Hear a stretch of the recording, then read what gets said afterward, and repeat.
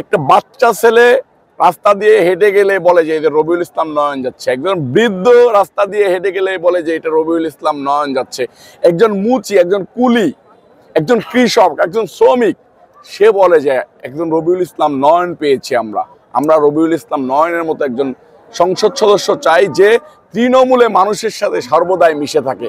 আমার জন্ম মধ্যবিত্ত পরিবারের সন্তান, আমি গরিব দুঃখী মেহনতি মানুষের নেতা হতে চাই।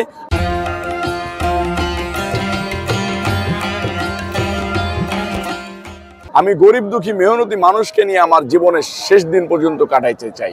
এটা আমার নেতা বিএনপির ভারপ্রাপ্ত চেয়ারম্যান জনাব তারেক রহমান সাহেবের কাছে অনুরোধ, সহ নীতি নির্ধারণী ফোরামের কাছে অনুরোধ, মাগুরা 2 আসনের মনোনয়নটা যেন যাচাই বাছাই করে দেওয়া হয়।